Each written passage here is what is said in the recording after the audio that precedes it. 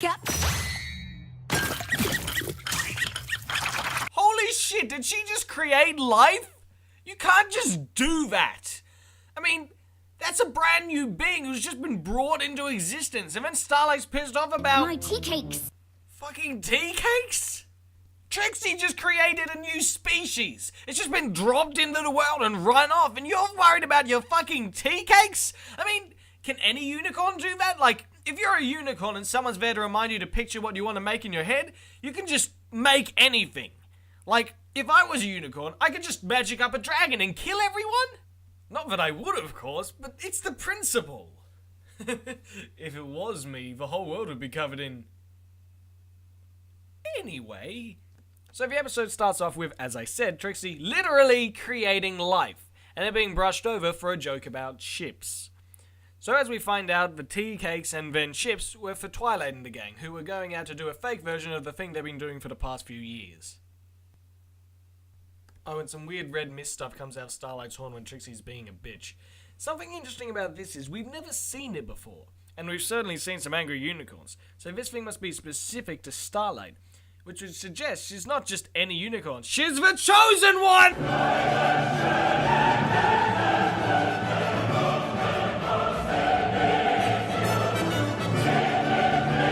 But seriously, that does mean she has some abnormal magical ability. So the main six bugger off and leave Starlight and Trixie to do their weekly scheduled fuck up a town routine in which Starlight attempts to teach Trixie how to teleport stuff. Like when you were so upset that Cutie Marks took away your friend, your magic was strong enough to enslave an entire village. Despite what I say about this joke, I really like that one. What's great about Trixie is she's not only adorable, but she's an asshole who isn't the antagonist. Much. Anymore. Okay, she kinda is, but you know, she's learning, and that's what character development is. Learning to be a less shitty person. And in a way, that's what we all do throughout our lives. We start out as little assholes who don't understand any kind of manners, and then we're taught as we grow why people dislike us. Yeah, I don't like kids. Now, we just need to find you something to teleport. Spike! How about it? Fuck this shit, I'm out. Fuck this shit, I'm out. No thing. So we decide it's best not to teleport something that's alive. Although magic and life didn't seem to bother anyone before, and then... Teach away, Mini Twilight. Oh, Trixie, you have no idea how true that is. So then we find out that Twilight signed the others up for an escape room. If you don't know what that is, well, you watched the episode, so figure it out. Unless you didn't watch the episode and you're just watching this to find out if you should watch it. Well, yes, you should watch it, of course you should. Anyway, so an escape room is when you get locked into a room and have to solve puzzles to get out. And Twilight got them into this for... team building. These guys have saved the world like 10 times or whatever. What kind of team building are they going to get from this that they didn't get from that? So we get back to plot A with Trixie and Starlight and minor character Spike. And then of course they screw up. The script for this review is already 2 pages long, and we've only just now gotten to the inciting incident. Ah, shit. Anyway, so we get that joke about Starlight's past again. That's twice in one episode, and then Starlight decides her best bet is to quite literally bottle up her anger. In a bottle. No metaphors here. And so they set out to find the map, with Trixie continuing to make Starlight mad and Starlight blah blah blah blah. And so they set out to find the map, with Trixie continuing to make Starlight mad and Starlight bottling up her anger even more. As they walk around town going places that Trixie thinks she was thinking about when she teleported the table, they end up in a few different places but can't seem to find it. As we notice Starlight becoming more and more, well, depressed is the best word I've got for it, kinda tired. It's confusing because she said that she had to use that energy, but for some reason sticking in a bottle didn't have the same effect. I can't figure out why. You'd think it'd do the same thing. It's either way, the energy's still getting out of her, but anyway. Then we get one of the best lines in the episode. Oh, them nuts sure do smell good. Seriously, the writers must have known what they were doing there. They're too smart for it to go over their heads. But yeah, Granny Smith hadn't seen the table either. And then the living embodiment of the question of mortality and morality in magic walks past, opening the scene in which the previous events of plot A in the episode converge. It's always good when the previous events of a story converge in a scene. Of course, it's more suited towards mystery stories, though I suppose this episode technically is a mystery story. But barely any of the previous events actually had anything to do with the solving of the mystery.